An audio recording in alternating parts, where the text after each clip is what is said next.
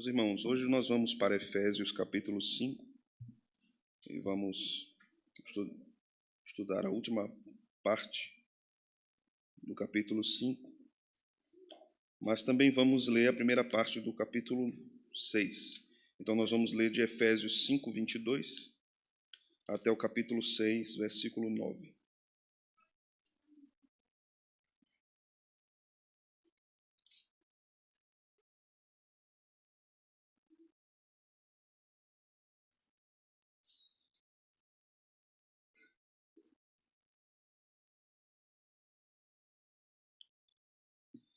As mulheres sejam submissas ao seu próprio marido, como ao Senhor, porque o marido é o cabeça da mulher, como também Cristo é o cabeça da igreja, sendo ele mesmo o salvador do corpo.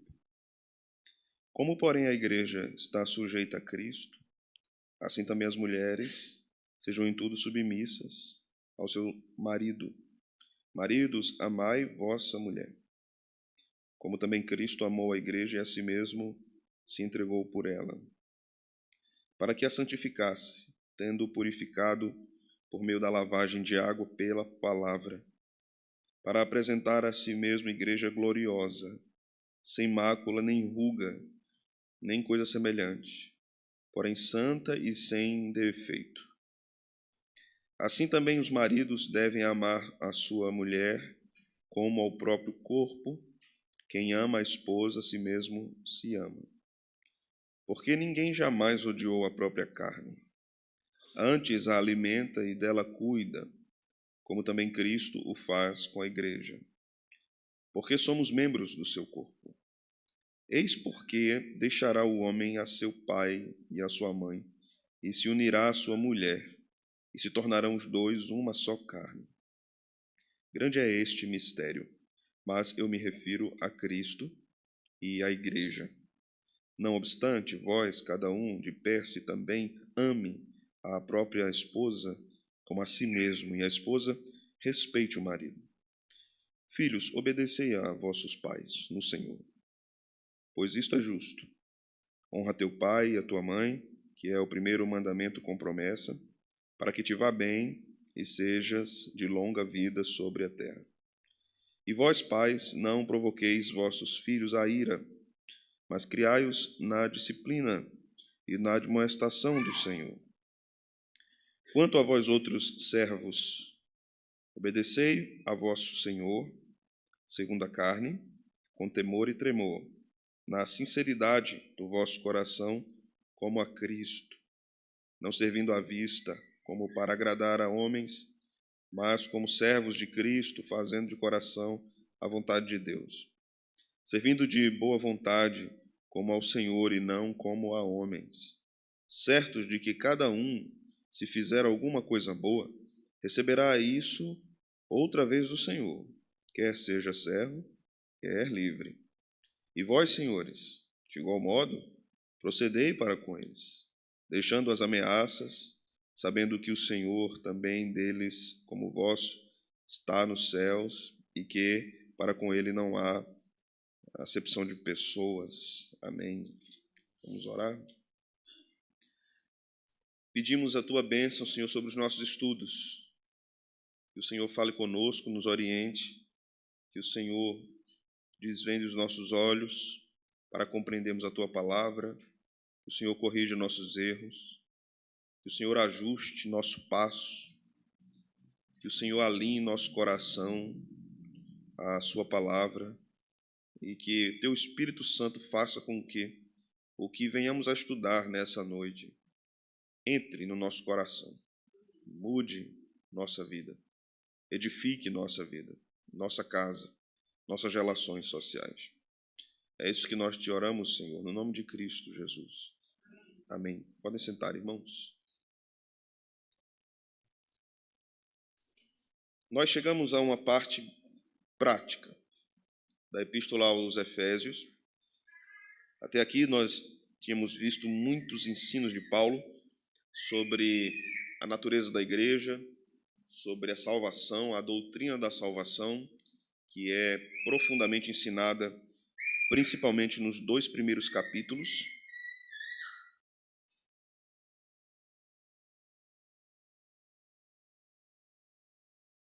Mas quando chegamos aqui, nós vamos perceber uma mudança de foco de Paulo, aparentemente.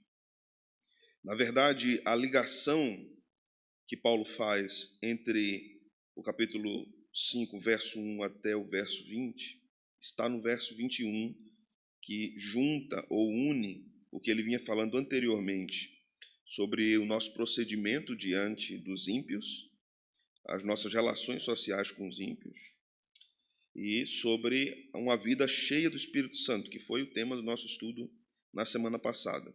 Então, no verso 21, ele vai nos dizer: sujeitando-vos uns aos outros no temor de Cristo. Aprendemos que Paulo estava ensinando aqui sobre humildade. Esse tema torna a aparecer em Filipenses 2. Paulo trabalha isso profundamente em Filipenses 2, a partir de Cristo, a partir da obra salvadora de Cristo, que encarna, que é humilhado e que faz isso por amor aos seus eleitos e que será exaltado no final dos tempos, né?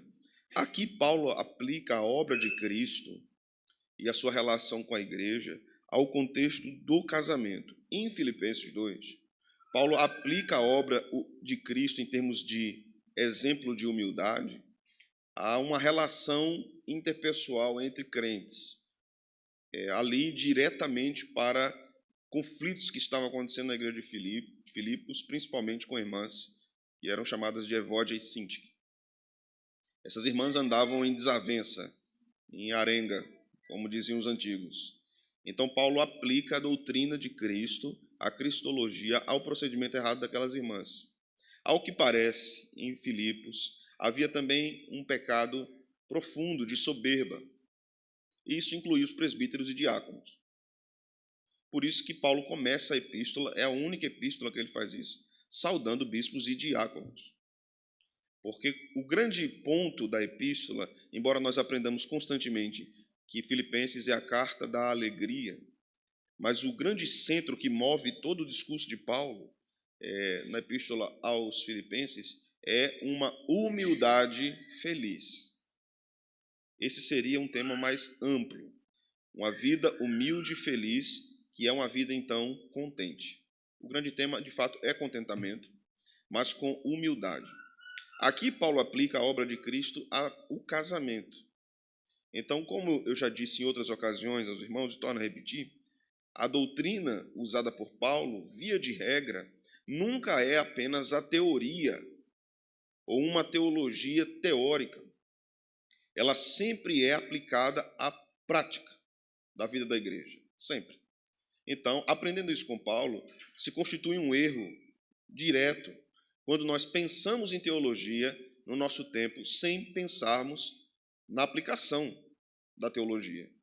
Não é correto pensarmos em teologia apenas pela teologia, mas devemos pensar sempre na aplicação. O que isso tem a ver conosco, em que isso redunda em glória a Deus na vida da igreja. Aqui Paulo vai falar agora sobre família, casamento em primeiro lugar. Um detalhe importante, veja que ele fala do verso 22 até o 33. Sobre o quê? Que assunto? Casamento. São 11 versículos. Esse é o livro de Paulo que ele mais tratou sobre o assunto. É o maior texto do Novo Testamento a respeito de casamento. São 11 versículos. É claro que perto de Cantares é pouco, não é? Mas, quando nós olhamos para o contexto do Novo Testamento, é um texto gigantesco, que Paulo dedica muito espaço para tratar sobre casamento. E há muita coisa aqui sendo ensinada por Paulo. Então, ele começa essa parte falando da submissão da mulher, da humildade da mulher em honrar o seu marido. Depois, na segunda parte, no verso 1 do capítulo 6, ele vai tratar sobre a humildade dos filhos e também do procedimento dos pais para com os filhos.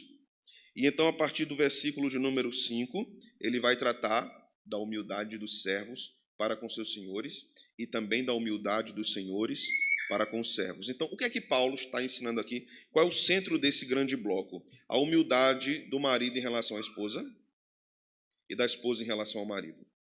E Paulo vai dizer como essa humildade se manifesta.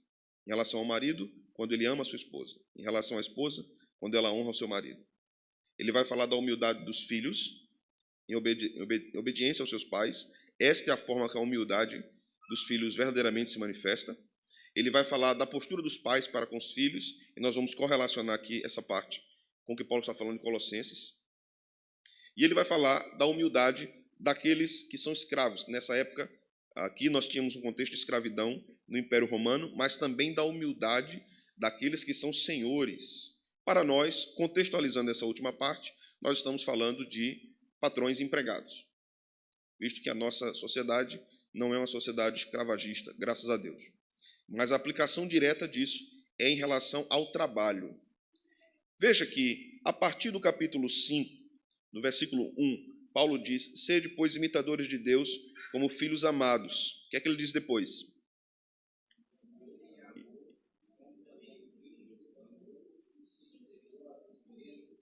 Ok. Sejam imitadores, andem em amor. Então, tudo que nós vamos ver, marido e esposa, pais e filhos, patrões e empregados, é consequência do que Paulo está falando nos primeiros versículos do capítulo 5. Sejam imitadores, andem em amor. Isso em relação às suas relações sociais, que aqui são apontadas como casamento, filhos, trabalho.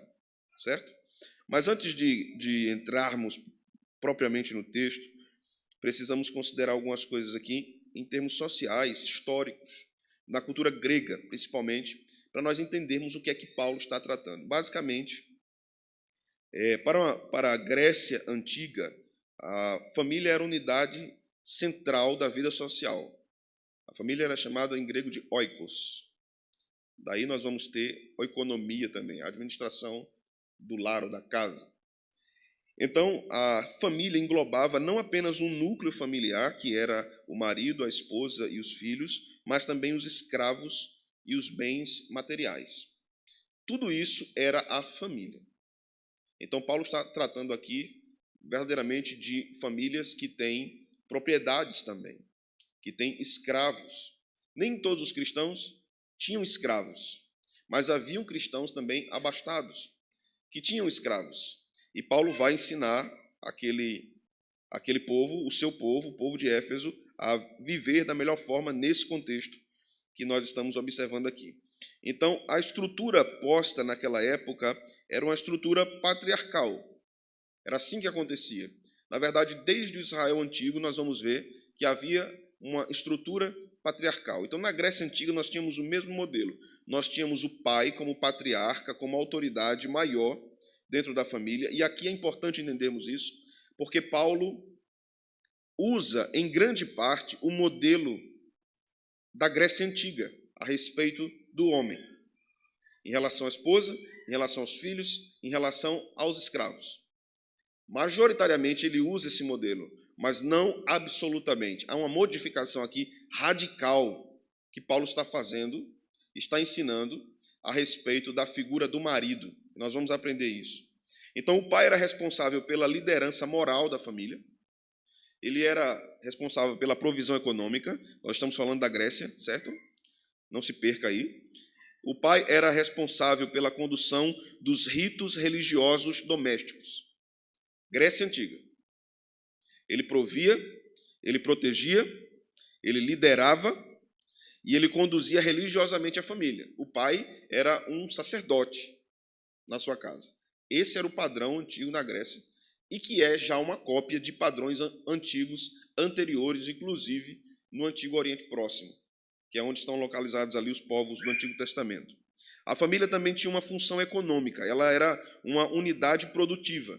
Era a família que cultivava, que plantava, que trabalhava com agricultura, que trabalhava com artesanato e que trabalhava com comércio. Isso existia dentro desse núcleo social e econômico que era a família. A família também tinha o aspecto religioso, e o povo deveria voltar-se aos seus deuses antigos, os deuses gregos. Esses deuses eram protetores do lar e aos ancestrais também existia uma veneração. Se respeitava aqueles que tinham morrido. Essa era a cultura grega. Uma questão importante aqui, por exemplo, em relação ao papel da mulher na família, na cultura grega.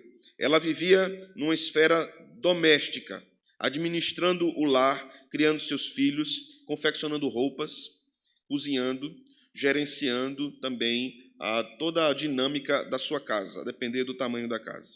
As mulheres, geralmente, nesse período, não estavam engajadas ou envolvidas na vida pública ou na vida política, com algumas exceções. Quando nós olhamos para Esparta, por exemplo, nós vamos perceber que a figura feminina em Esparta é diferente da figura feminina em outras cidades da Grécia. Em Esparta, a mulher tinha mais abertura social, podemos dizer assim. Em relação ao casamento, a mulher entendia que ela estava numa aliança social, numa aliança econômica. Isso era muito semelhante à prática antiga de alianças políticas para o casamento.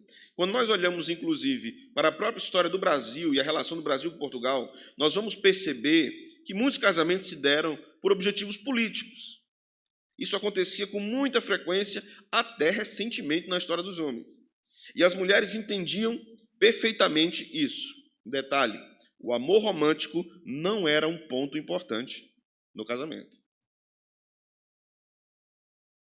Em alguns casos, de fato, existia uma afeição da esposa para com o esposo, amor. Mas esse termo, amor, num contexto de casamento, não era natural. As relações adúlteras, principalmente dos homens, eram muito comuns nos povos antigos. Muito comuns.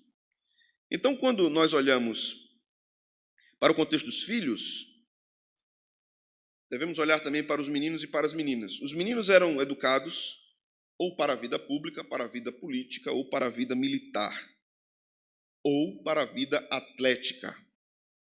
Então, havia também aquela parcela, pequena parcela, que recebia uma educação privilegiada para uma vida intelectual, e Atenas era o centro disso, era um grande centro acadêmico. As meninas, em geral, recebiam pouquíssima educação formal, porque elas estavam mais envolvidas e eram treinadas para cuidar das questões da casa e da família. Obviamente, isso vai mudar, inclusive no próprio período do apóstolo Paulo, quando nós observamos mulheres eminentes no período do ministério de Paulo, como Priscila, por exemplo, que foi uma irmã de muita importância na igreja primitiva, como Febe, por exemplo. Acredita-se que Febe era uma viúva e que ajudou muitos irmãos debaixo de perseguição, inclusive sustentando esses irmãos financeiramente por longo tempo. Então, Febe era uma mulher muito respeitada na igreja primitiva, por isso que Paulo fala sobre ela no livro de Romanos, no capítulo 16. Mas, em via de regra, a mulher não tinha esse destaque todo. Quando nós olhamos para a história do cristianismo, nós vamos ver que tanto Jesus como no contexto apostólico, as mulheres vão ocupando um espaço importante. As mulheres eram importantes para o ministério de Cristo. As histórias em relação às mulheres são mencionadas nas Escrituras. Jesus aparece primeiramente a mulheres, rompendo todo um preconceito da época de que o testemunho da mulher não tinha validade. Essa era uma norma jurídica daquele tempo. O testemunho da mulher não tinha validade, somente o testemunho dos homens. E Jesus aparece primeiro a quem? A mulher. Isso vai se mostrando em todo o Novo Testamento, mas meu objetivo hoje não é tratar sobre a teologia da mulher nas Escrituras, mas sobre o casamento. Então, quando nós olhamos para o primeiro bloco aqui, do versículo 22 até o versículo de número 33, nós devemos observar algumas coisas muito importantes. Primeiro, que Paulo está tratando de dois mandatos que estão contidos no livro do Gênesis: mandato social e mandato cultural. E isso é muito importante, porque nós vamos raciocinar pactualmente e biblicamente. Nós vamos observar que há um fio condutor que vai de Gênesis 1 até Apocalipse 22, e esse fio condutor se chama pacto, aliança. Essa é a forma que nós observamos a vida da igreja, a relação dos crentes com Deus, através de aliança.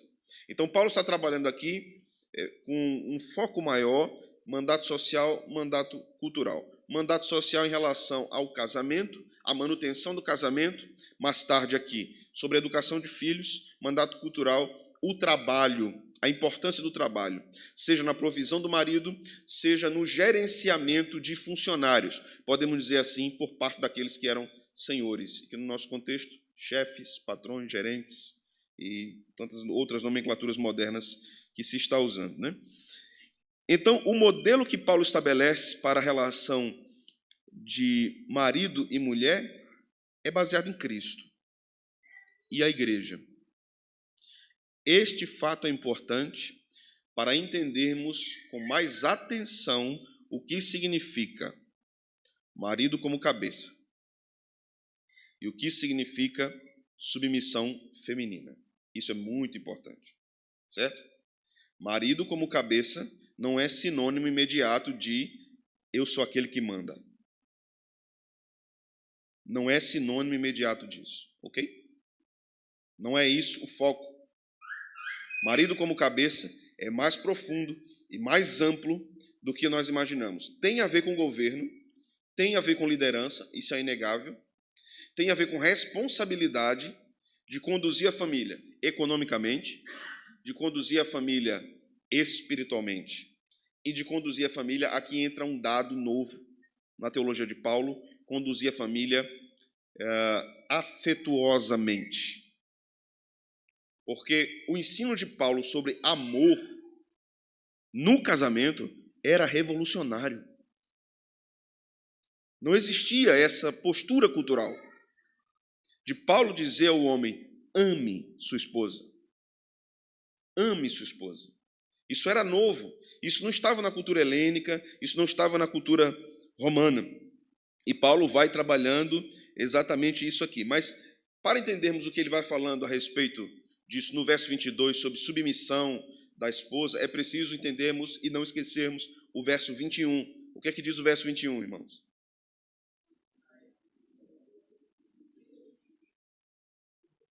Sujeitai-vos uns aos outros. O que é sujeitar? O que é se sujeitar? Se submeter. Exato. Então é a mesma coisa que submissão? Sim. E Paulo vai dizer sujeitai-vos uns aos outros. Certo? Isso inclui a relação de um pai com filho? Sim. Isso inclui a relação de um patrão com empregado? Estranho, né? Mas sim, é o que Paulo está dizendo. Isso inclui a relação do marido com a esposa? Sim. Isso não quer dizer que a esposa se sobrepõe ao marido. Ou que o texto bíblico defenda isso. Em alguns casamentos, na prática, isso acontece, né? Em termos de liderança.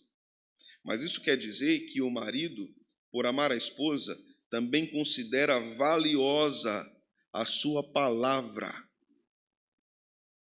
Considera valiosa a sua opinião. Considera valiosa, inclusive, a sua análise das coisas. Quando o texto bíblico diz que o homem é o cabeça e a mulher deve estar submissa ao marido, em primeiro lugar, isso não se refere a um tipo de inferioridade feminina em termos intelectuais, certo? Não é isso. Não é isso. Nós não temos o costume de ler sobre isso, mas quando nós falamos da reforma no século XVI, também existiram várias mulheres importantes naquele período que eram reformadoras. Muitas mulheres importantes. Quando nós observamos a história da igreja, vamos perceber muitas mulheres importantes. A história bíblica, vocês podem listar várias aqui: Débora, Abigail, a própria esposa de Salomão, né, Sunamita, e várias outras, Ana, profetisa, Ana, do Antigo Testamento, Isabel, Maria Madalena. Então, há muitos casos. Então, não se refere à inferioridade da mulher. A mulher deve ser submissa porque ela é inferior. Não é isso. Não é porque ela é incapaz. Eu vi uma vez um argumento de alguém dizendo assim: a Bíblia proíbe a mulher de ser pastora, ou não recomenda que a mulher seja pastora, porque ela é muito emocional e o homem é mais racional. Isso não tem fundamento bíblico nenhum. Nenhum fundamento bíblico. Não é por isso. É pela ordem da criação que nós vamos entender hoje. A mulher foi feita para glorificar a Deus, sendo esposa e sendo mãe, com exceções. Aquelas que ficam viúvas, aquelas que são solteiras, celibatárias e etc. Mas, de modo geral, a Bíblia vai dizer que a mulher é salva pela sua maternidade. E a Bíblia vai comparar aqui, fazendo uma comparação da pessoa do marido como salvador da esposa. Em que sentido? A Bíblia vai dizer aqui que Jesus é o salvador da igreja. E o homem deve olhar para isso. Quando nós falamos salvador, o que é que nós falamos? Falamos de resgatador, falamos de protetor, falamos de alguém que conduz a sua esposa para a glória. Falamos de alguém que honra a sua esposa. Isso é o que Cristo vai nos ensinando. Mas isso é o que acontece por meio de Cristo sacrificialmente. Ser cabeça, mais do que ser sinônimo de aquele que manda, é sinônimo daquele que se sacrifica. Isso é ser cabeça. O marido ser o cabeça da esposa é aquele que se sacrifica pela esposa. E por causa do seu sacrifício, a resposta imediata a isso é o quê? O quê? Submissão. A ideia de submissão precisa ser bem entendida também, porque ela está sob a missão do marido. E qual é a missão do marido? Ser uma figura de Cristo para a esposa. Essa é a missão do marido. E ela está sob essa missão do marido. Vocês estão entendendo? Ela recebe esse cuidado, porque o seu marido simboliza Cristo no casamento. Se você, meu irmão, acha que essa história bíblica aqui do marido sacrificando pela esposa é pesada, mais pesada ainda é você entender isso, que você deve ser um sinônimo de Cristo para a sua esposa. Nós somos?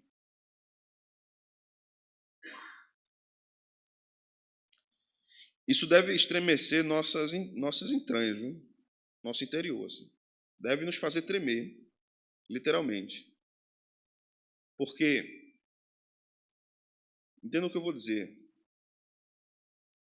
Se eu desonro minha esposa, se eu não cuido dela, se eu a abandono, se eu traio, eu estou dizendo ao mundo que Cristo é adúltero.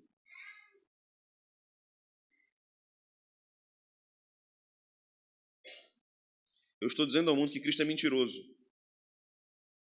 Eu estou dizendo ao mundo que essa história de salvação não é verdade.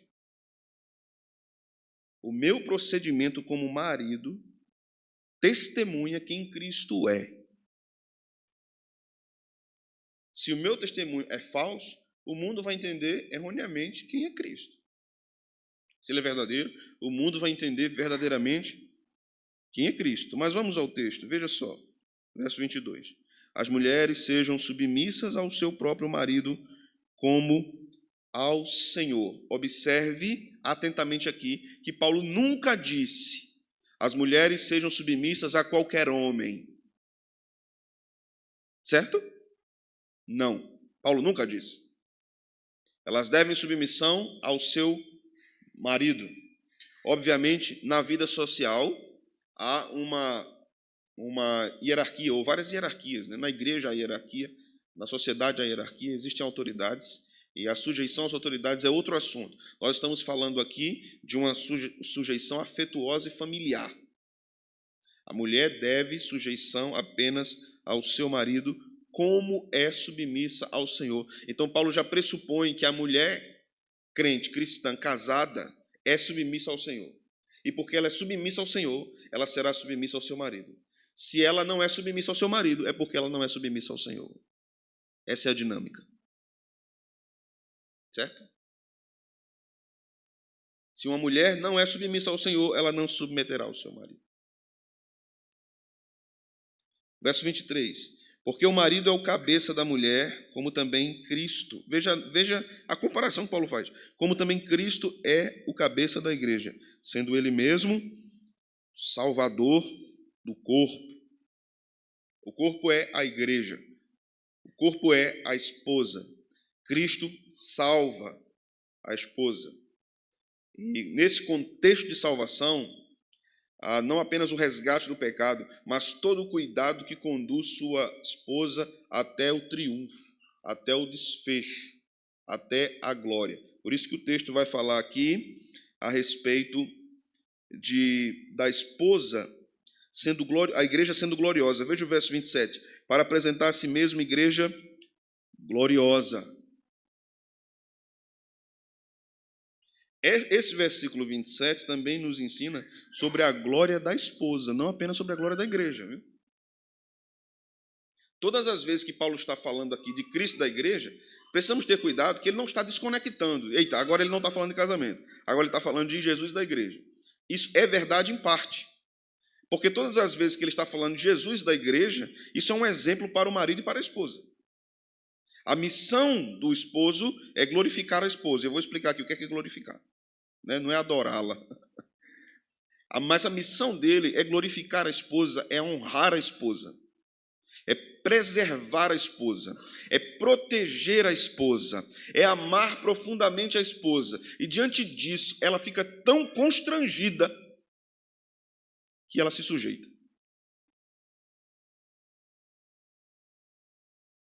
Isso não tem a ver com fraqueza masculina, não tem a ver com o homem falando fininho para agradar a esposa. O que é que a minha neném quer? Não tem a ver com isso. Não tem a ver. Tem a ver com uma postura baseada em Cristo. Também não tem a ver em fazer todas as vontades da esposa. Não tem a ver com isso. Tem a ver em cuidar da esposa, assim como Cristo cuida da sua igreja, sacrificando-se por ela. Algumas aplicações aqui. Mulheres precisam entender que quando os homens saem de casa para trabalhar e ganhar a vida, o sustento, e eles passam todo o dia trabalhando e entram em casa depois de um exaustivo dia de trabalho e muito estressante, a depender do trabalho principalmente. Esses homens devem ser honrados. Eles devem ser cuidados.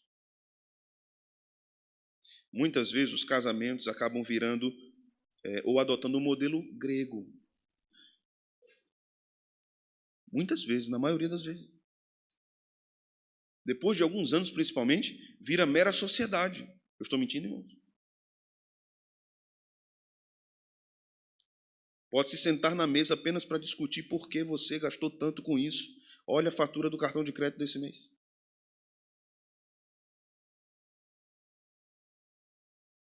Pode se resumir a: você nunca me leva para viajar, as minhas roupas estão velhas, você vai ficar até quando assim, trabalhando nesse lugar terrível, ganhando pouco, você não ganha mais. Os casamentos podem se resumir a um modelo grego, e isso é o que mais tem acontecido no nosso meio. Sem amor e sem honra. Sem amor e sem honra. Maridos devem entender também que as esposas devem ser amadas. E quando você ama a esposa, você honra a esposa. Por esses dias eu lia um texto sobre esse assunto e o autor contava a história dele mesmo, no começo do seu casamento. Diz que chegou do trabalho muito cansado, ele tinha 2 filhos gêmeos e um menor, todos abaixo de 3 anos. E ele chegou cansado e a mulher descabelada, né? Com 3 meninos dessa idade, o dia todo é uma atribulada, né? Uma mulher dessa. Ele chegou, tomou banho, sentou no sofá, ligou a TV para assistir o jornal. E ela disse: você pode me ajudar aqui a terminar o jantar? Ele disse: na minha compreensão de marido bíblico, eu pensei, devo ir ou não? Porque o cabeça sou eu. Se eu disser não, tá certo. Se eu disser vou, tá certo também. Mas se eu disser vou, ela vai se acostumar e vai pedir todo dia. Então é melhor dizer não. E aí eu jogava minha moeda para cima, se desse cara, eu ia. Se desse coroa, eu não ia. Certa vez eu disse a ela, eu não vou, porque essa função é sua, não é minha.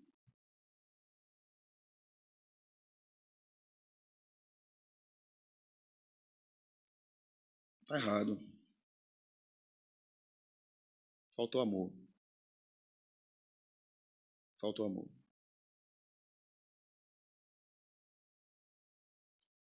O marido deve sacrificar-se pela esposa. O casamento é uma sequência de pequenos sacrifícios diários. Certo, irmãos? Uma sequência de pequenos sacrifícios diários. Mas eu não vou fazer isso, eu estou cansado. Lembre-se disso. Cristo morreu pela igreja. Cristo sofreu pela igreja. E você vai deitar, depois de ter tomado seu banho, quente, vestir o seu pijama, você deita. Aí sua esposa diz assim, eu estou com sede. Eu entendo a angústia masculina nessas horas, eu entendo. É uma angústia grande. É uma perturbação mental sem tamanho. E o marido responde, porque você não disse logo quando eu estava em pé? Ela vem com a resposta clássica, porque deu sede agora. Deu sede agora.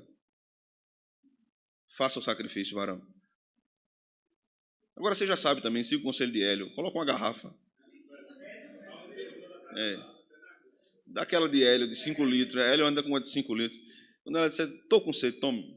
Agora, se ela for muito detalhista, ela vai dizer assim, eu quero gelada. Pronto. Se tiver gelo, ela vai dizer, eu não posso tomar gelado por causa da minha garganta. Tem que ser misturada. Aí você bota um gelágua no quarto, aí resolve. Do lado da sua cama, né? Você bota um gelágua lá. O casamento é uma sequência de pequenos sacrifícios. Quem não quer uma vida sacrificial não deve casar. Certo? Casamento é só amor. Isso é verdade. Case por amor. Isso é verdade. Agora entenda o que é amor. Certo? E quando você fala apenas do sentimento, da paixão, não sei o quê, né, da festa do casamento, não é amor. O amor é uma sequência de sacrifícios, em todos os termos. Então, casamento requer sacrifício. O homem é chamado a sacrificar-se. E a esposa é chamada a honrá-lo, a cuidar dele. Esse cuidado é mútuo, é recíproco. Veja o verso 24. Como, porém, a igreja está sujeita a Cristo, assim também as mulheres sejam em tudo submissas ao seu marido. Há uma aplicação e uma pergunta. E se o marido não temer ao Senhor? Não é? Se ele não é um homem temente a Deus. Vamos para a primeira epístola de Pedro.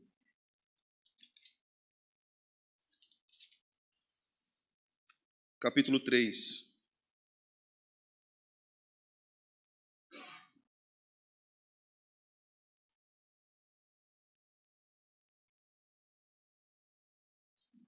Verso 1.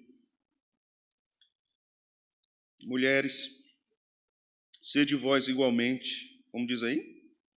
Submissas ao vosso próprio marido, para que, se ele ainda não obedece à palavra, seja ganho sem palavra alguma, por meio do procedimento de sua esposa. Uma esposa crente, insubmissa a um marido não crente, dificulta a evangelização desse homem. Ela dificulta. A sua submissão é uma proclamação do senhorio de Cristo. Porque ela está anunciando o que Cristo ensinou. O texto continua. Ao observar o vosso honesto comportamento cheio de temor, não seja o adorno da esposa o que é exterior, como frisado de cabelos, adereço de ouro, aparato de vestuário. Seja, porém, o homem interior, do coração, unido ao incorruptível trajo de um espírito manso, tranquilo, que é de grande valor diante de Deus. Isso é o que Deus diz às esposas. Seja mansa e tranquila, varoa. Te acalma. Já viu alguém se acalmar quando você diz assim, se acalme? Não tem, né? Não existe isso, né? A pessoa já morrendo, fique calmo. Aí você quer acabar com a pessoa de vez. Aí você, quando você vê uma pessoa nervosa, sua esposa estiver nervosa, aí você diz assim, 1 Pedro 3,4, irmão. 1 Pedro 3,4. Agora você diz, sai de perto. Você diz pelo WhatsApp. 1 Pedro 3,4, irmã. Tranquilidade, irmã, calma. Tranquilize seu coração. A beleza da mulher está na sua humildade, é o que Pedro está ensinando. A beleza dela interior está na sua humildade. O marido quer as duas belezas, viu? A interior e a exterior. Se só tiver a exterior, ele desejará por um tempo, mas em algum tempo ele não desejará mais. Certo? O marido quer a beleza interior e exterior da esposa. Se só tiver exterior, em um tempo ele não desejará mais essa beleza. Vamos voltar para Efésios. Sim. Quem? Felipe, hein?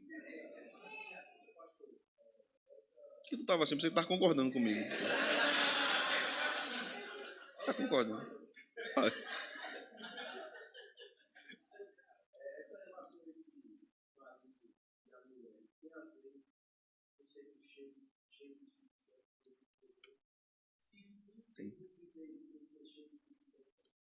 Não. Esta relação aqui, realmente, de amor genuíno e sacrificial e de submissão honrosa ao marido, só pode ser vivida com um crente cheio do Espírito Santo. É claro que o ímpio pode amar verdadeiramente a sua esposa e ela pode respeitar profundamente seu marido, mas não como Deus quer. Porque só é possível fazer como Deus quer por meio do Espírito Santo.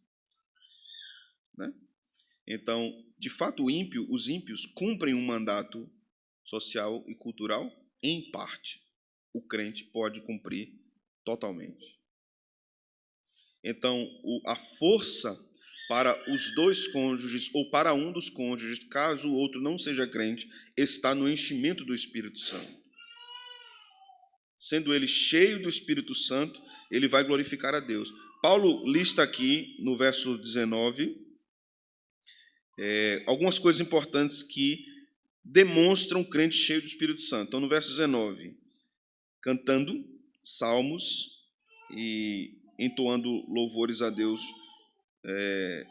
em cânticos espirituais, dando sempre graças a Deus, em nome de nosso Senhor Jesus Cristo, e sujeitando-vos uns aos outros. Essas são as marcas de um crente cheio do Espírito Santo. E isso vai para o casamento. Se no meu casamento Deus é honrado, o nome de Deus é invocado. O nome de Deus, ou Deus é cultuado na minha casa.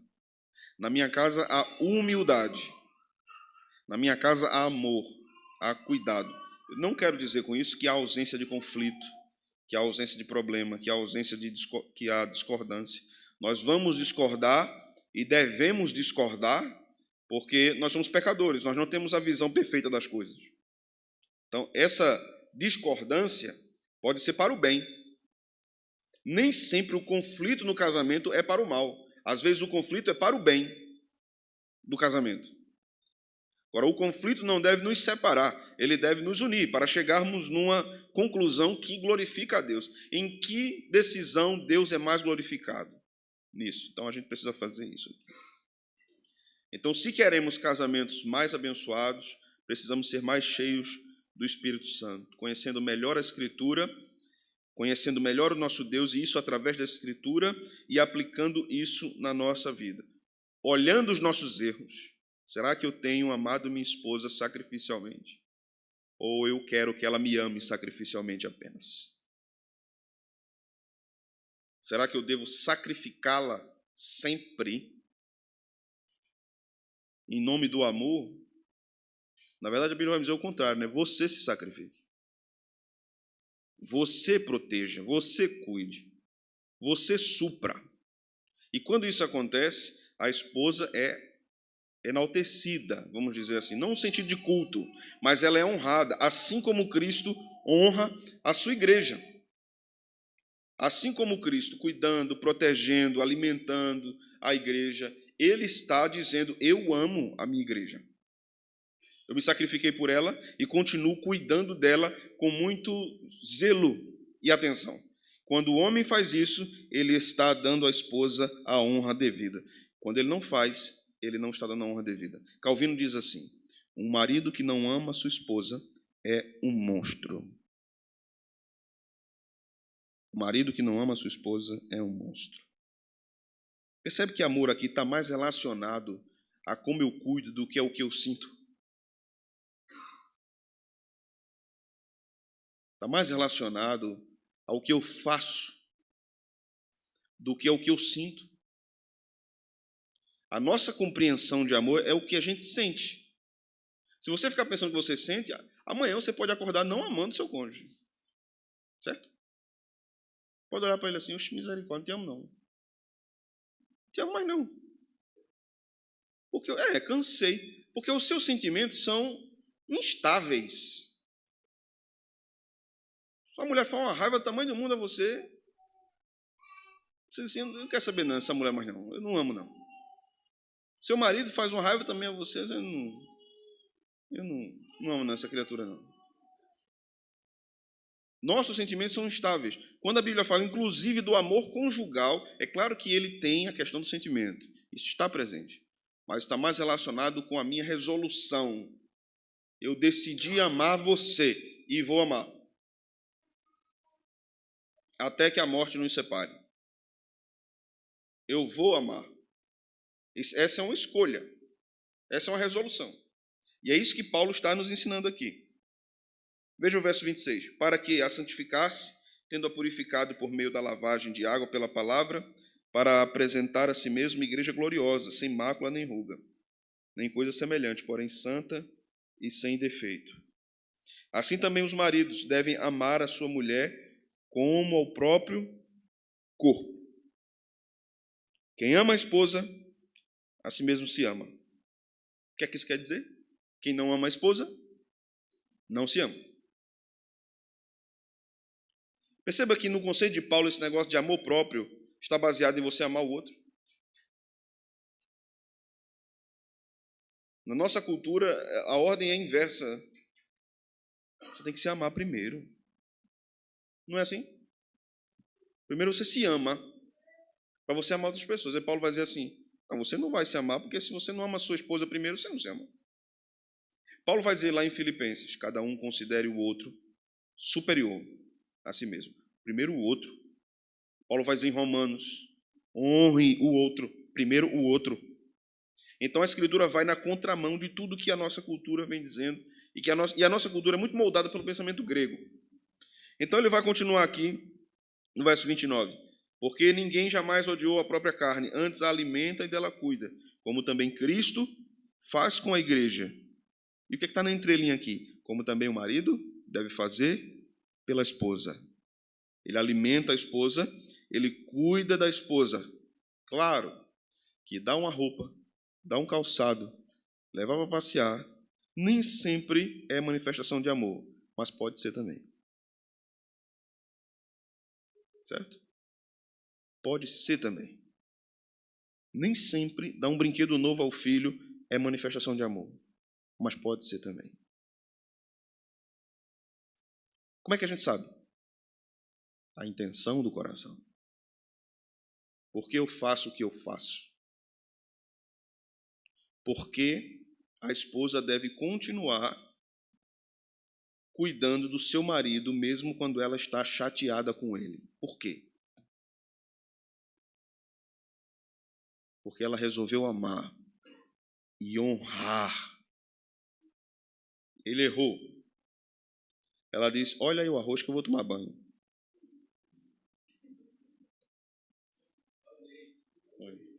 Quando ela voltou,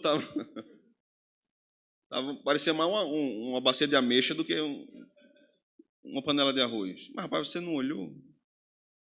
Eu sei que dá raiva, né? Mas o que é que a Escritura vai nos ensinar? Cuide. Cuide. A esposa, uma vez uma pessoa me procurou e disse assim: pastor, pelo amor de Deus, converse com a minha esposa, que eu estou tão estressado com essa mulher. Eu disse: por que é, varão?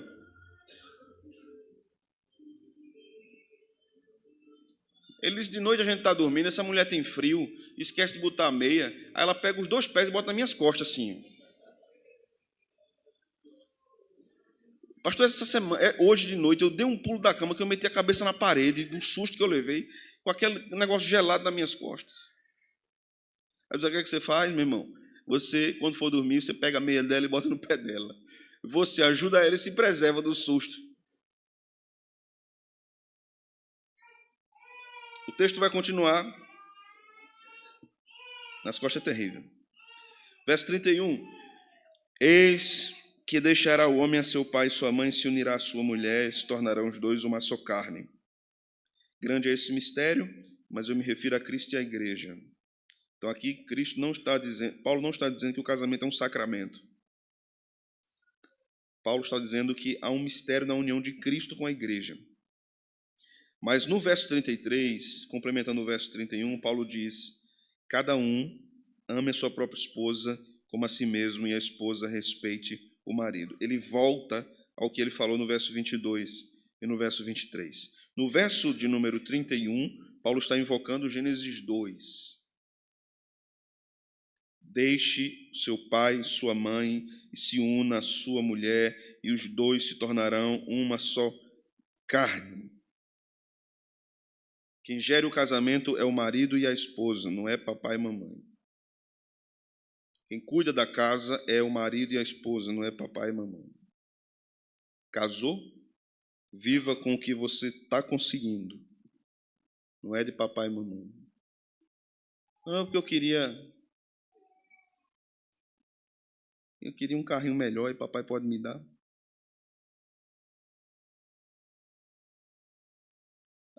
A cultura europeia, ela desenvolveu uma prática da herança, né?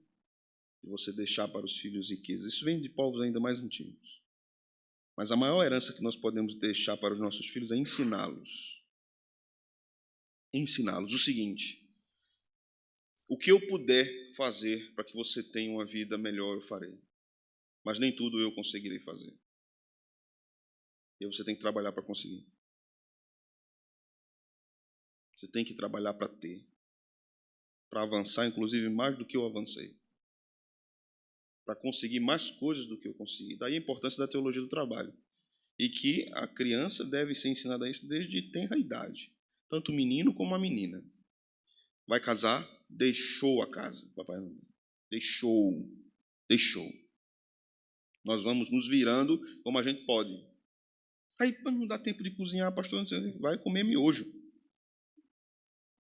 Eu comi demais essa desgraça. É ruim. Já comeram aquele tempero de churrasco? Meu Deus do céu. Eu comia com salsicha. Eita, negócio saudável. Fitness. Então, no supermercado desse, meu filho fez: papai, o que é isso? Eu disse: é uma desgraça, meu filho. E o nome disso é desgraça. Comi demais aquilo, principalmente não está na faculdade. Vamos para os versos seguintes, verso 1 a 4. Não vamos nos demorar aqui, mas essa porção é importante. Filhos, obedecei os vossos pais no Senhor. Veja a sentença de Paulo: no Senhor. A submissão da mulher também é no Senhor. Isso quer dizer que, se o marido a obriga ou a convida a desobedecer ao Senhor, ela deve obediência ao Senhor. Certo? Se os pais conduzem erroneamente seus filhos em desobediência ao Senhor, os filhos devem obedecer ao Senhor. Sejam obedientes aos pais no Senhor, pois isso é justo. E Paulo agora invoca os 10 mandamentos. Honra teu pai e tua mãe, que é o primeiro mandamento com promessa, para que te vá bem e seja de longa vida sobre a terra. Isso aqui é comum para nós, né? É instintivo. Os filhos devem honrar os pais, devem ouvir os pais, ainda que os pais sejam imprudentes. Eles devem respeitosamente ouvir os pais. E ainda que eles discordem dos pais, devem fazer isso respeitosamente. Os filhos não devem obediência cega a tudo que os pais dizem. Devem obediência no Senhor. Mas agora Paulo fala para os pais. E vós, pais, o que é que diz? Não provoqueis vossos filhos a ira.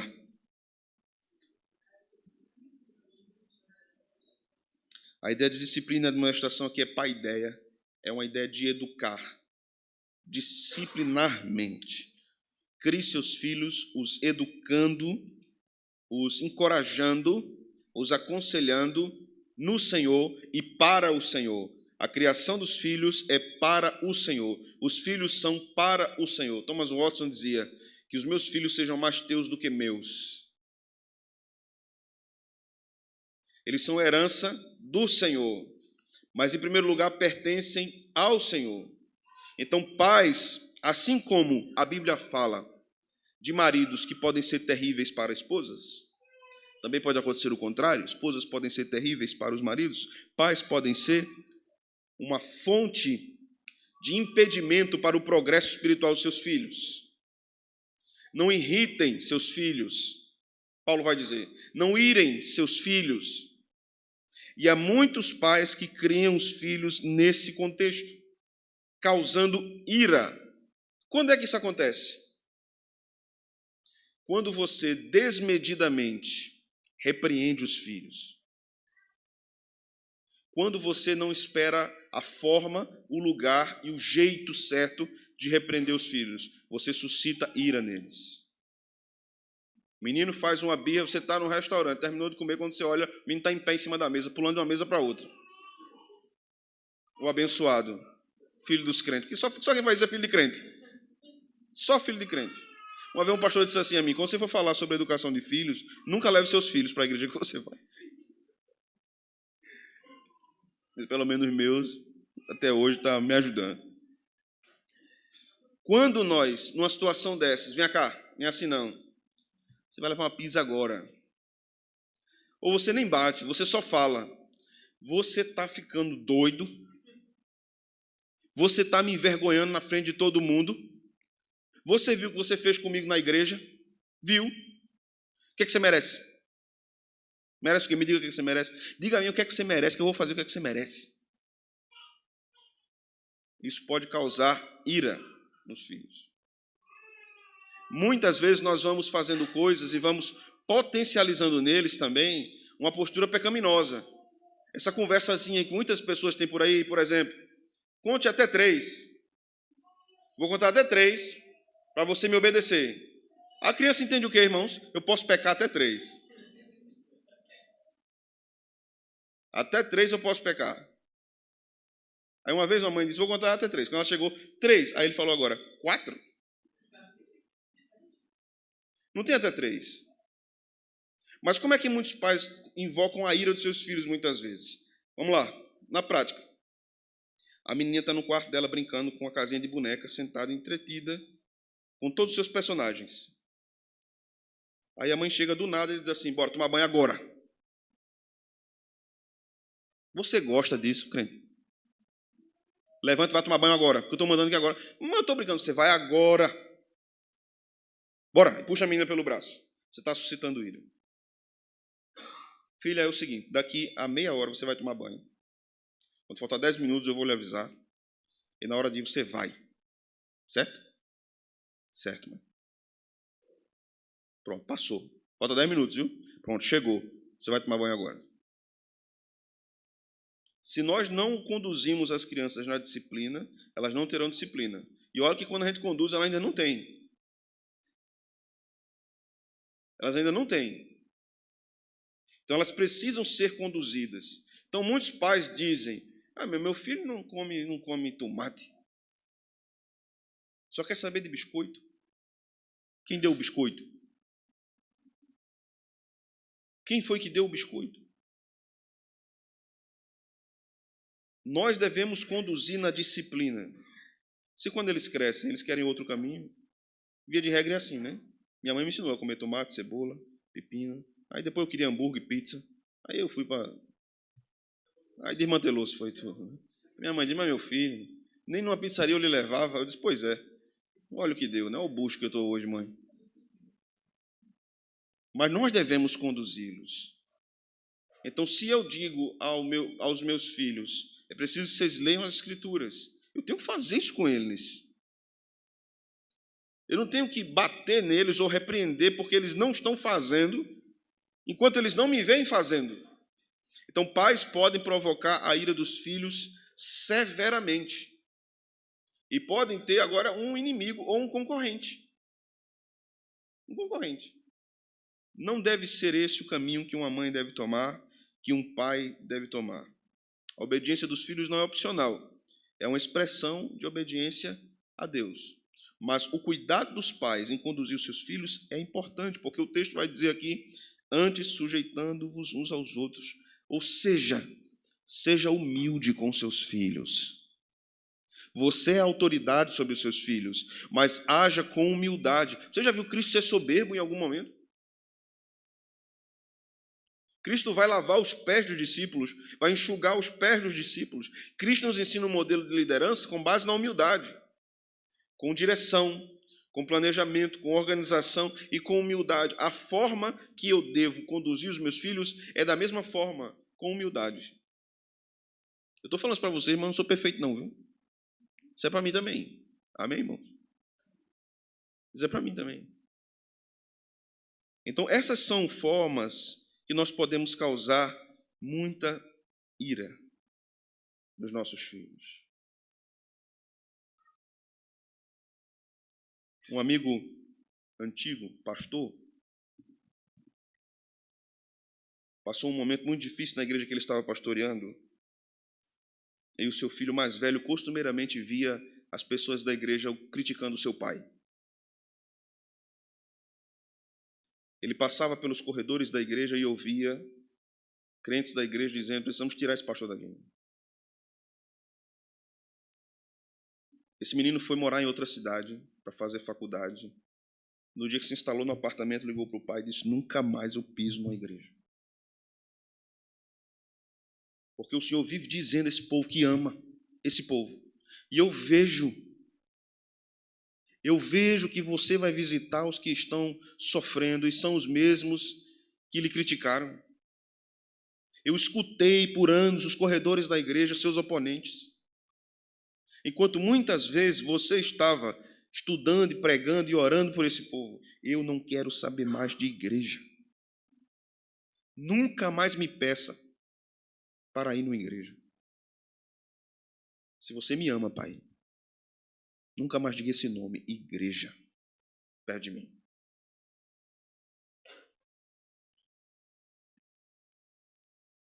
Esse pastor sofreu severamente. Repreendeu o filho a primeira vez. A segunda vez. Se você se arrepender, você vai para o inferno. E foi sendo mais pesado, mais pesado, mais pesado, gerando mais ira no coração do seu filho, mais ira no coração do seu filho. Até que um dia o seu filho disse, pai, faça o seguinte, não ligue para mim mais não. Eu fico melhor se você não falar comigo. Fique aí com a sua igreja. Fique aí com o seu Deus. Fique aí com a sua Bíblia. Eu não acredito mais em nada disso. Mas aquele menino cresceu vendo o seu pai orando e Deus respondendo às orações. Ele cresceu vendo seu pai pregando e pessoas conhecendo a Cristo. Ele cresceu vendo, levantando-se de manhã logo cedo para ir no banheiro e seu pai estava na mesa da cozinha de 3:30 da manhã, com a sua Bíblia aberta e lendo as Escrituras. E orando pelos filhos. Até que um dia esse pai procurou seu filho e disse: eu preciso que você me perdoe. Sabe por quê, irmãos? Porque pais precisam pedir perdão aos filhos. Pais erram, pecam, se excedem com os filhos. Quem é pai e mãe aqui talvez já tenha vivido uma experiência de ter punido seu filho injustamente. Não sei se vocês já viveram isso. É uma sensação terrível, uma experiência interessante. Porque você percebe o quanto você pecou contra o seu filho. Mas mais interessante é quando você pede perdão e perdoa o filho. Não devia ter dito o que eu disse, eu não devia ter feito o que eu fiz. Eu devia ter tido outra postura, devia ter falado outra coisa. Preciso que você me perdoe. Isso é cristão. Isso é sujeitar-se uns aos outros. Um pai e uma mãe pode nunca bater nos seus filhos com uma cinta, ou com a mão, ou com um chinelo. Mas ela pode bater nos seus filhos violentamente, através de palavras, através de rejeição. Desapareça da minha frente, não quero ver você. Você só me traz desgosto. Não criei você para isso. Você só me traz desgosto. Paulo nos orienta. Não provoqueis os vossos filhos à ira. Não provoqueis os vossos filhos à ira. Vamos para o fim?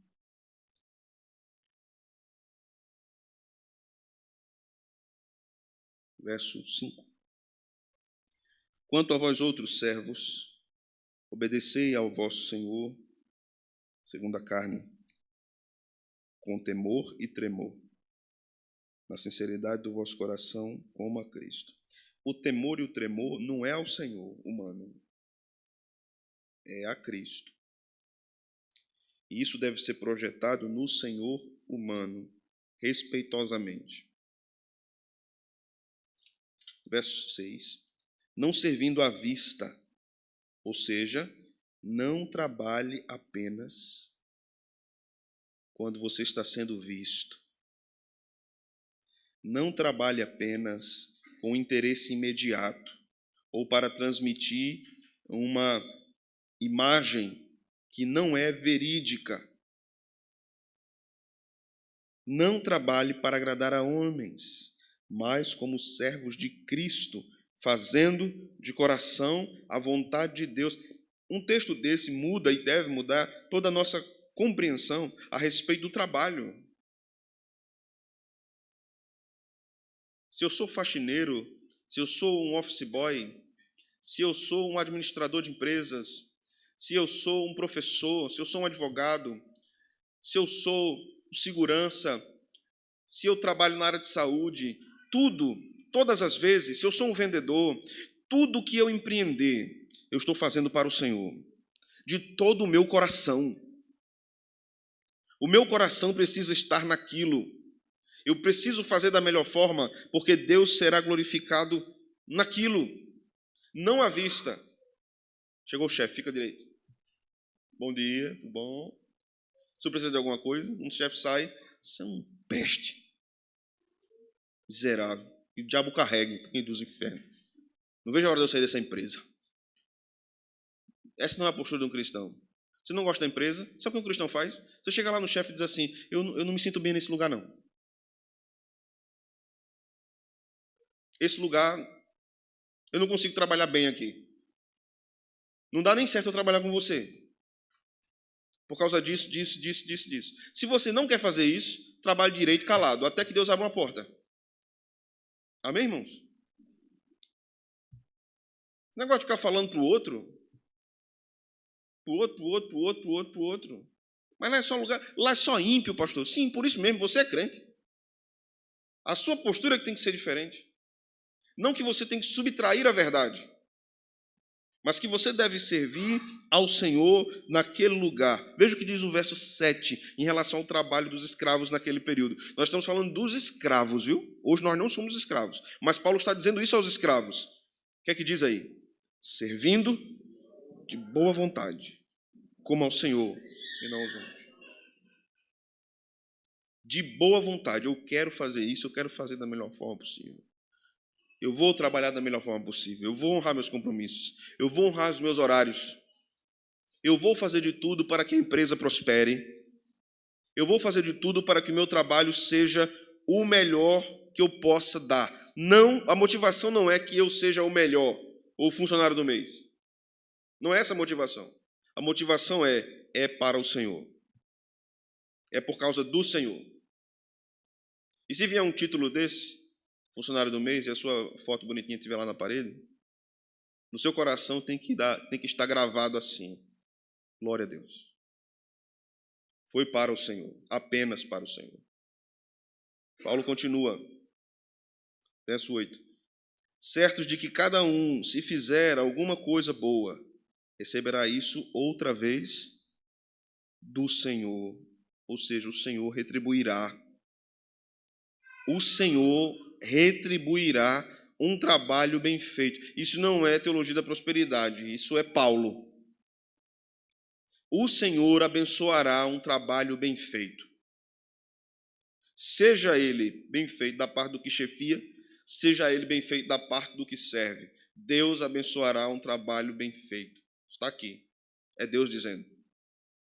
Quando você estiver trabalhando da melhor forma possível, se lembre de duas coisas. É para o Senhor e Deus disse que abençoará um trabalho bem feito.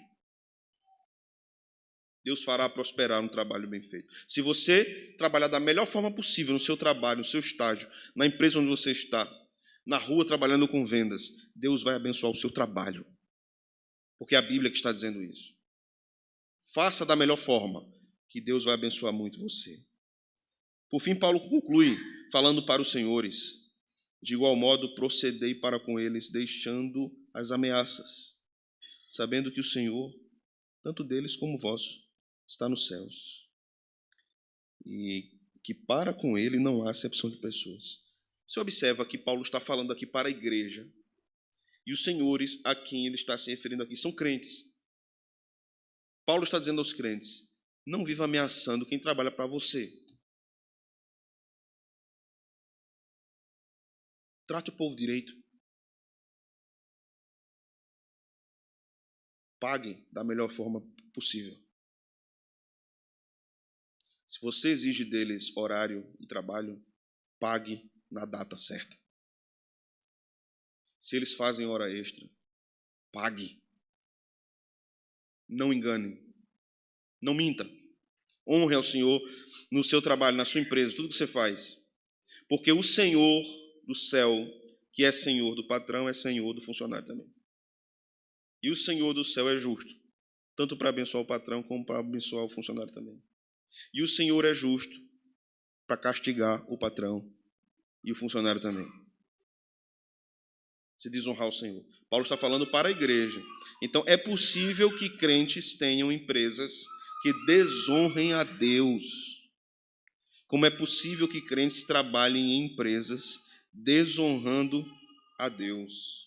Que Deus nos guarde disso, meus irmãos. Eu quero parar falando só mais algumas coisas aqui para vocês.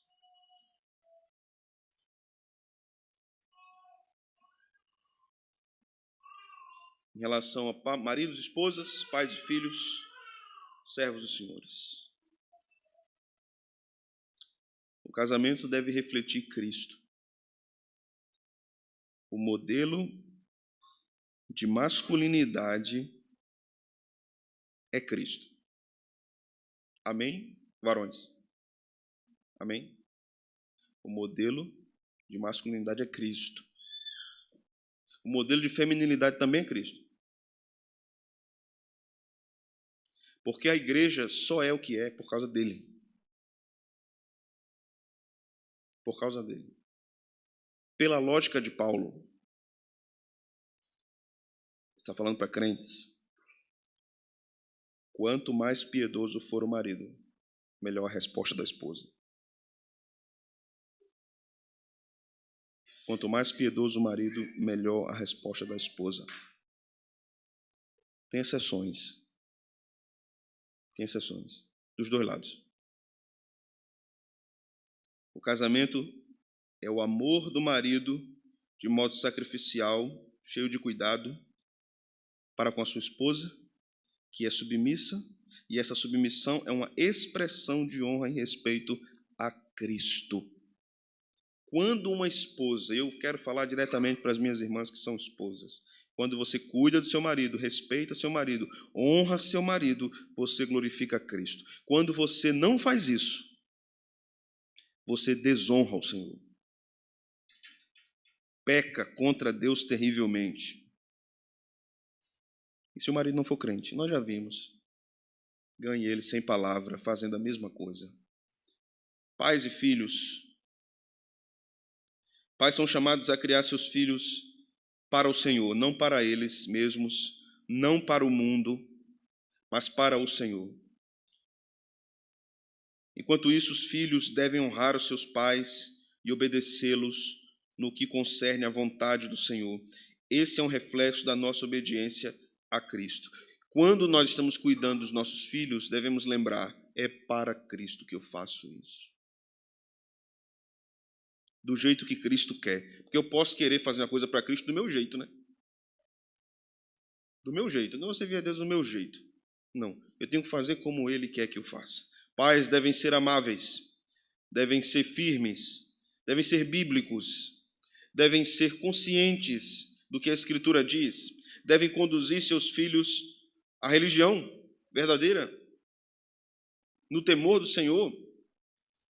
O livro de Provérbios é um livro que trata do conselho de um pai e uma mãe aos seus filhos. Pode ler Provérbios. Salomão escreve e compila outros provérbios para instruir seu filho. Esse é o objetivo do livro de Provérbios. Conduzir seus filhos na moral, na vida íntima, no casamento, no uso do dinheiro, na relação com pessoas que se opõem a eles, na relação doméstica, capítulo 31 de Provérbios. Provérbios é um grande livro de aconselhamento de pais sábios para seus filhos. A sabedoria de Provérbios é uma sabedoria destinada para criar filhos nos caminhos do Senhor. Por isso que pais precisam ler Provérbios constantemente. Por fim, meus irmãos, as nossas relações de trabalho devem ser marcadas por integridade, ou seja, não podem ser hipócritas, respeito e justiça. Isso para empregados e para empregadores. Isso é servir a Cristo humildemente. Se eu tenho uma empresa, eu não, né? Que eu nunca vou ter, vocês. Peça a Deus graça e condição de ser o melhor patrão que você pode, de pagar o melhor salário que você pode, de cuidar das pessoas da melhor forma que você pode. Eu sei que na prática tem muita carne de pescoço, né? Tem gente que não valoriza, mas eu estou falando de modo geral. Seja o melhor patrão que você pode. Ser empresário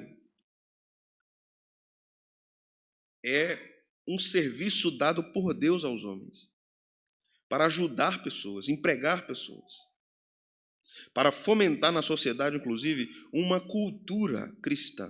Se nós entendêssemos a importância de termos empresários cristãos, não para que a igreja fique rica, mas para fomentar uma cultura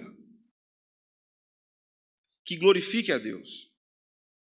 Nós falamos muito, irmãos, de educação, pensamos muito, e eu já falei muito aqui também, da importância de uma escola cristã, de uma faculdade cristã, de um seminário biblicamente orientado, Tudo isso é verdade, mas nós precisamos olhar também de modo mais abrangente. Não haverá boa educação sem economia. É uma via de mão dupla. A educação deve gerar melhor econômica. E a melhor econômica deve gerar melhor educação. Isso se deu em todo o contexto da reforma na Europa. Se há melhor educação, há melhor economia. Se há melhor economia, há melhor educação. Por isso que empresários cristãos devem fomentar uma cultura cristã. Não no sentido de que eu só vou contratar crente. Não é isso que eu estou falando. Você é crente? Sou.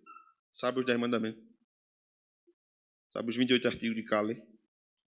Sabe a oração do Pai Nosso? Não sei não. Então vai ser contratado não. Eu não estou falando disso.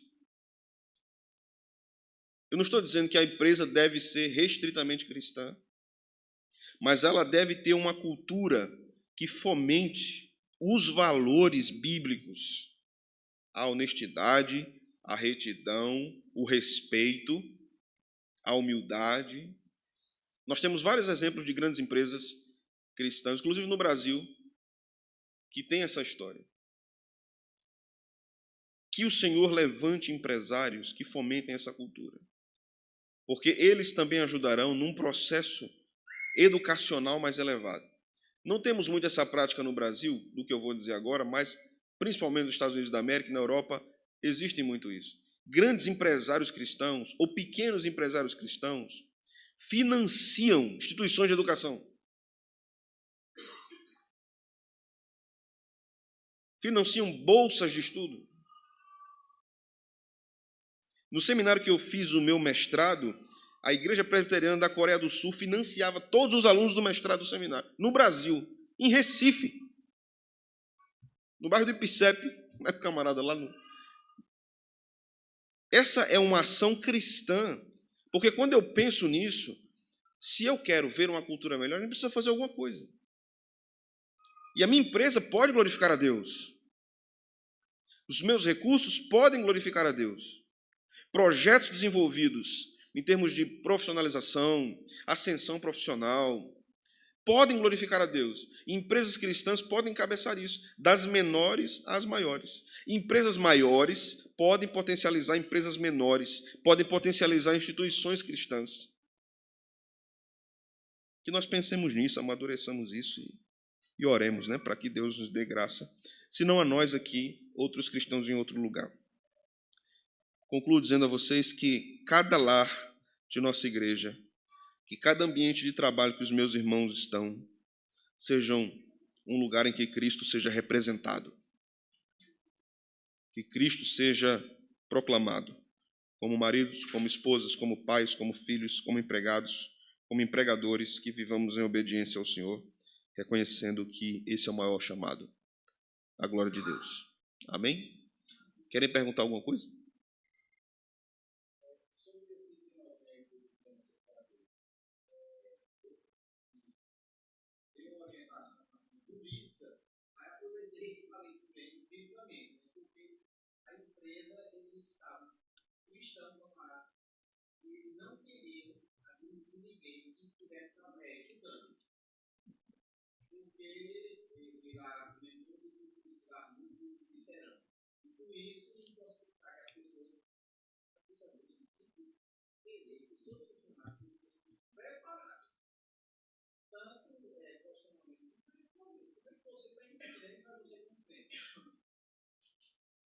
Eu já trabalhei em empresas que tinham essa posição também. Eu me lembro que eu fui fazer uma entrevista, eu era bem novinho. Está na faculdade, eu estou, né? Então não dá para trabalhar com a gente. Não. Mas por quê? Porque você vai terminar a faculdade e você vai procurar um outro lugar para trabalhar. Eu disse, e eu não devo procurar minha melhora, não. Eu vou escravo, eu vou ficar aqui para sempre, né? Por incrível que pareça, há uma mentalidade escravagista no mundo ainda, né? Em relação a muitos contextos, né? Esse é um exemplo. Veja, uma empresa cristã, que eu não quero que as pessoas cresçam, que cristianismo é esse? Está errado. Mais alguém?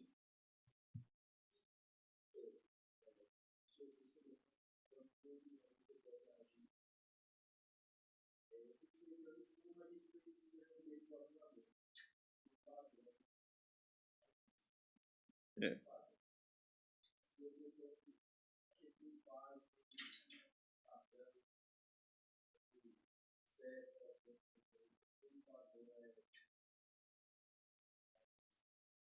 exato. Há muitas reflexões que estão aqui há mais de 2.000 anos, 6.000 anos, milhares de anos, que a igreja brasileira ainda não faz. A igreja brasileira ainda não faz. Constantemente eu estou lendo teólogos do século XVI, século II, século IV, século XVIII, século XVII. E muitas vezes as reflexões da igreja naquele período estão ainda muito à frente do nosso tempo hoje no Brasil. Eu disse, meu Deus do céu. Nós vimos recentemente no nosso estudo no domingo sobre a plataforma de Seybrook, né? Lá no século XVIII, os homens estavam pensando naquele negócio e hoje a gente tem o que tem. Então, há muito que precisamos aprender. A igreja brasileira, ela é marcada por ser uma igreja muito emocional. O que vale são as emoções. A adoração é vista puramente como uma manifestação emocional. Nós queremos sempre coisas emocionais. E se tem algum conhecimento, tem que ser por causa da emoção.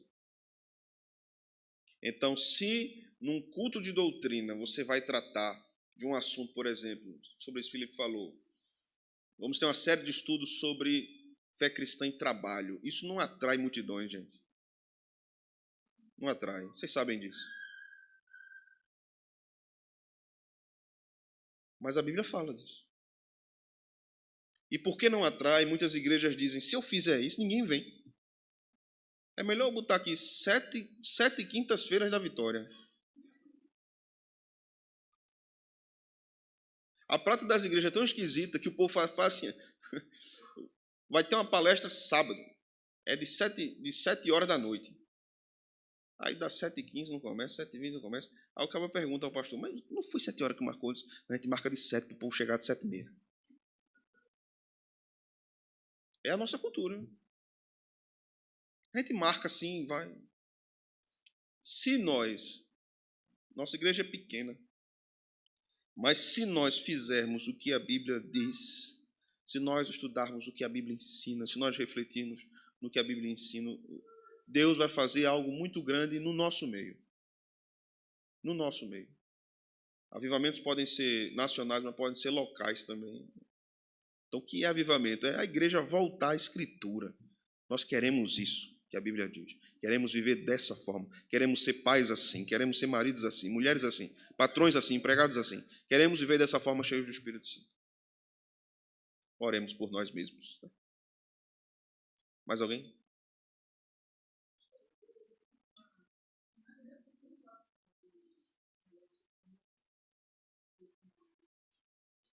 A esposa.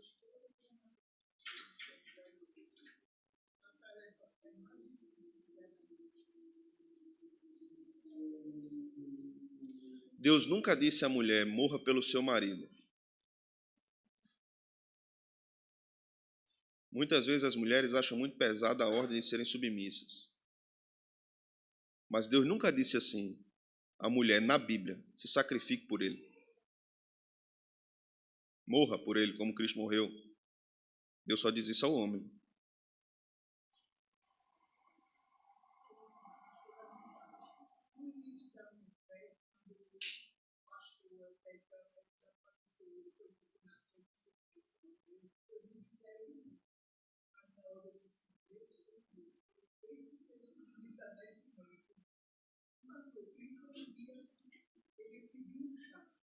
Quem pediu?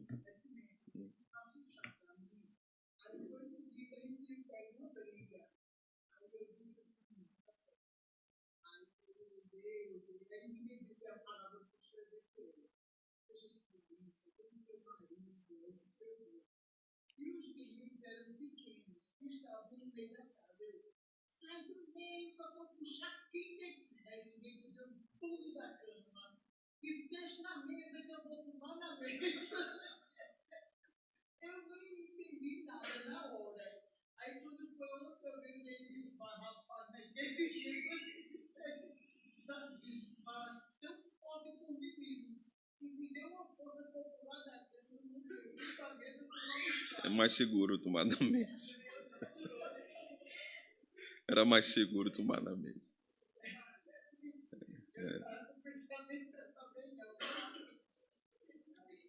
Dessa vez não. Vocês ouviram? Dessa vez não.